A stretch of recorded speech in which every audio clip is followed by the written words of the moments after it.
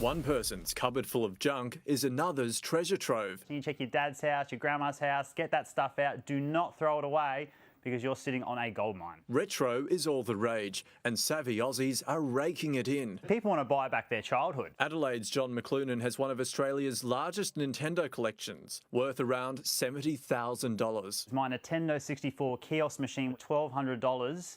A couple of years ago, and now you're looking at $2 to $3 grand. Paul O'Brien is arguably Brisbane's biggest Jurassic Park fan. My mother always taught me to look after my toys because one day they might be worth something, and by God, she was right. His plastic dinosaur toys from the 90s, rare as fossils. Are you making more money than having interest in a bank? His Sam Neill figurine has more than doubled in value. I bought this for $100 last year.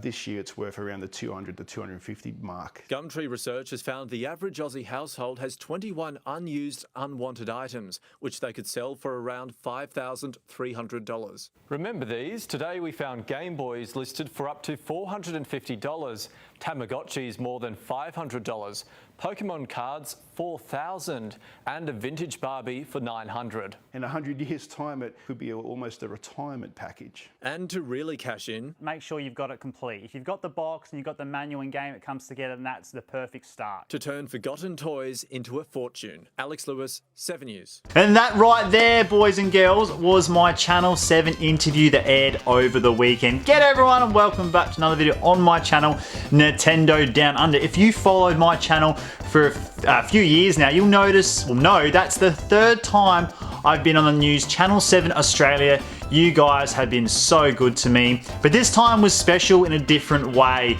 So about 2 years ago, Channel 7 in Adelaide did a story on my collection, and Today Tonight, whole story on it.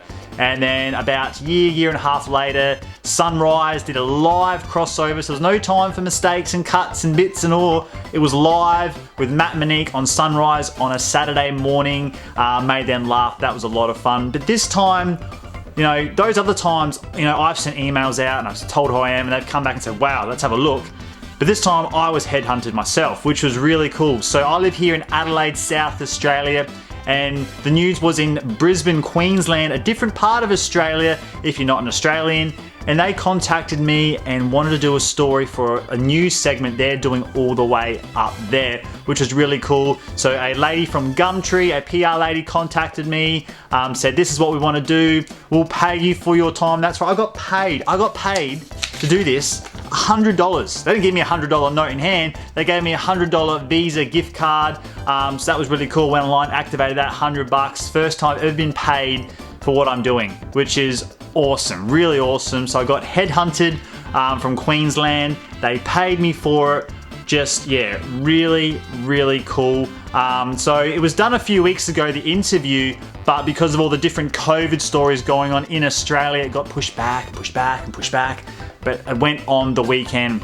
Really, really cool. And it only went for like a minute and a half, and I was only on the segment for half the time, sharing with some awesome Jurassic Park collector, that it, lost my train of thought. Oh, just had a bit of a brain fart moment there. Yeah, so they were here all day. Well, not actually all day. They were here half the day, and they made me do heaps of different things, like grab this console and turn it like this, get this game and look at it like that, stand at the kiosk and play it like that. You know, it's very scripted, but obviously you can put your own spin on it.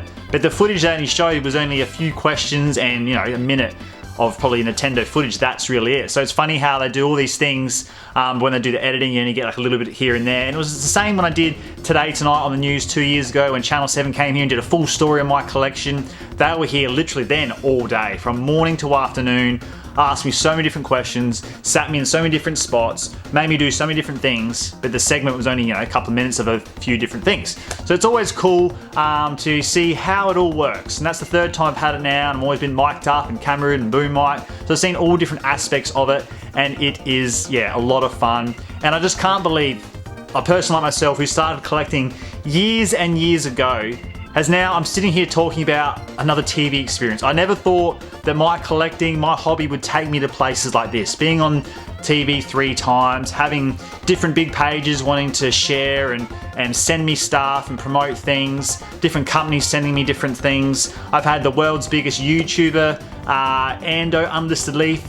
He headhunted me and wanted to do a video on my collection. Like, you know, it just started out as a fun hobby that I wanted to collect some certain things back from my childhood that I didn't have anymore, I wanted to add to, and it started like this. Now I'm making YouTube videos and this is happening. It's just been overwhelmingly amazing. I just can't wait to see what's next, what adventure's next, because if you said I was doing all these things a couple of years ago, I thought you're dreaming, but now I'm sitting here telling you about it. It's just amazing.